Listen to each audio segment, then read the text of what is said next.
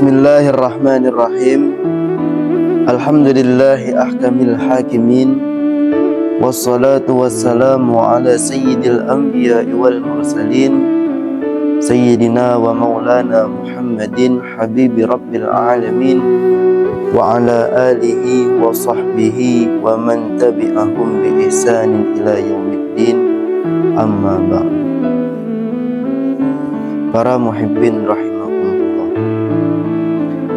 hati merupakan tempat atau pusat penilaian Allah Subhanahu wa ta'ala. Jadi Allah Subhanahu wa ta'ala itu menilai seorang hamba bukan dari rupanya,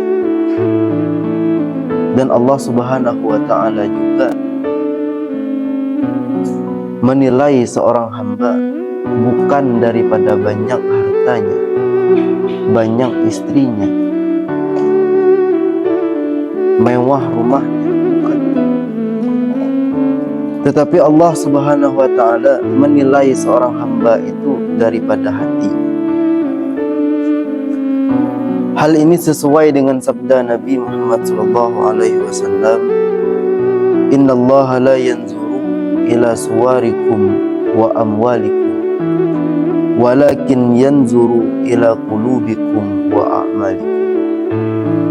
Yang artinya bahwasanya Allah Subhanahu wa ta'ala tidak memandang kepada rupa-rupa kamu, dan Allah juga tidak memandang kepada harta-harta kamu, tetapi Allah memandang kepada hati-hati kamu, dan Allah pandang kepada amal ibadah kamu. Di dalam hadis ini Rasulullah sallallahu alaihi wasallam menyebutkan tentang hati. Baru setelahnya Nabi sallallahu alaihi wasallam menyebut tentang amal. Ini berarti hati ini memang pusat pandangan Allah.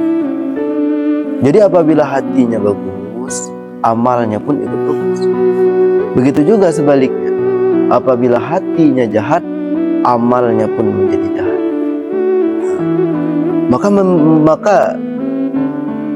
membagus hati ini suatu kewajiban untuk kita semua, suatu kewajiban. Dan begitu pula syarat untuk kita bisa ma'rifah kepada Allah, yaitu dengan membaguskan hati.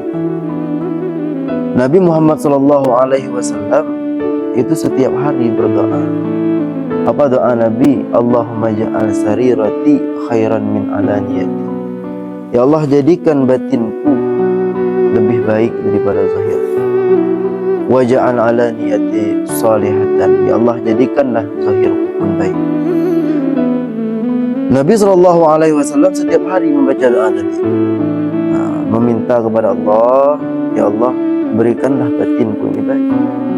Karena apa? Karena batin ini imam, dan amal ibadah itu mengikut imam.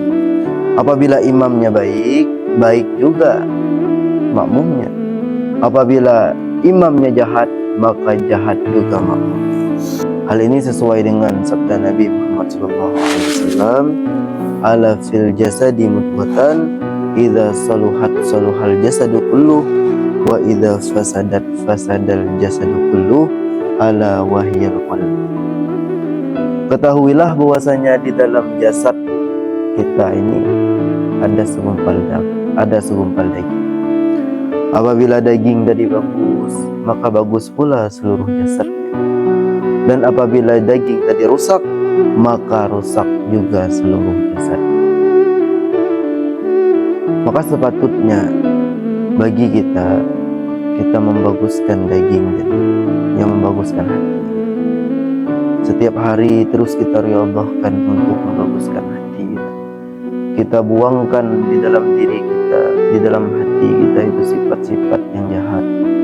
Karena sifat-sifat yang jahat ini menegah daripada kita kepada Allah Subhanahu wa ta'ala.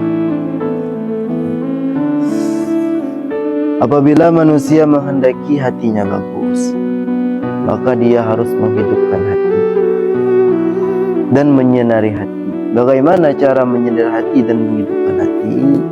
Yaitu dengan samudera hikmah dan mutiara ilmu. Karena hati itu ibarat jasad yang membutuhkan makanan. Jika tidak diberi makan jasad tadi, maka ia akan mati. Begitu juga hati.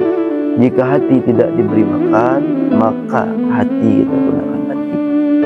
Apa makanan hati? Yaitu hikmah dan ilmu.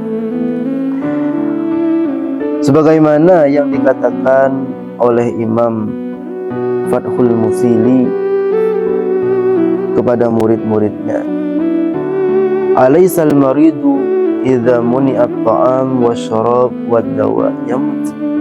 Qalu bala.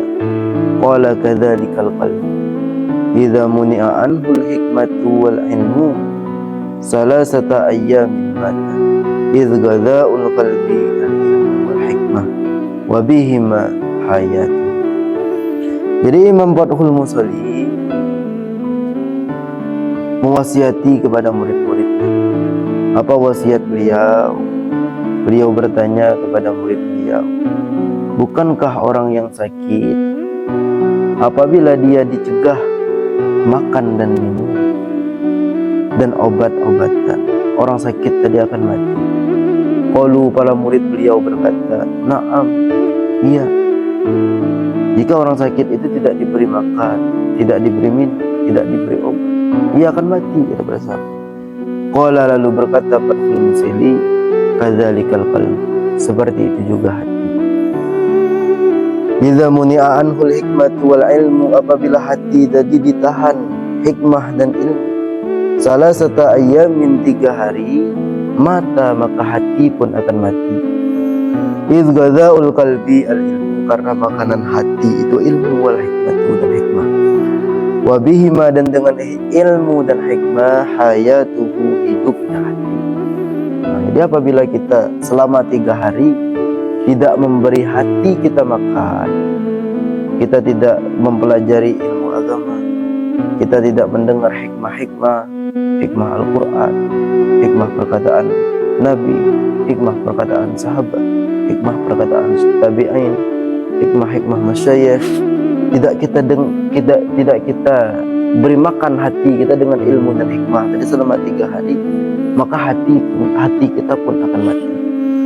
Apabila hati kita mati, maka kita sulit untuk musyahadah terhadap Tuhan, maka kita sulit untuk tentram, untuk damai, untuk bahagia, untuk beribadah kepada Allah Subhanahu wa Ta'ala. Maka dengan demikian, perbaguslah hatimu, perbaguskanlah, hidupkanlah hatimu dengan ilmu dan hikmah. Jangan bosan menuntut ilmu, karena ilmu itu tidak ada batasnya. Jangan merasa cukup dengan ilmu, karena kebanyakan orang yang celaka itu orang yang merasa cukup dengan ilmu, karena ilmu itu tidak ada batasnya. Sebagaimana Allah Subhanahu wa Ta'ala berfirman, wa ma utitum minal ilmi illa qalila, tidaklah aku datangkan daripada ilmu itu kecuali sedikit. Jadi Allah berfirman kepada Nabi-Nya, wahai Nabi, tidaklah aku datangkan daripada ilmu-ilmu yang ada di dalam dirimu, dari Nabi Adam sampai Nabi Muhammad, itu kecuali sedikit ilmu. Maka masih banyak ilmu-ilmu yang tidak kita ketahui. Maka apabila kita merasa cukup dengan ilmu yang kita miliki, padahal ilmu itu jauh dari kata cukup, maka kita termasuk orang yang celaka. Maka jangan mudah merasa puas dengan ilmu. Teruslah menuntut ilmu dimanapun kita berada, bagaimanapun kesibukan kita, teruslah menuntut ilmu. Karena orang yang menuntut ilmu ini jaminannya sangat besar. Man kharaja li talibil ilmi kana fi sabilillah hatta yarji.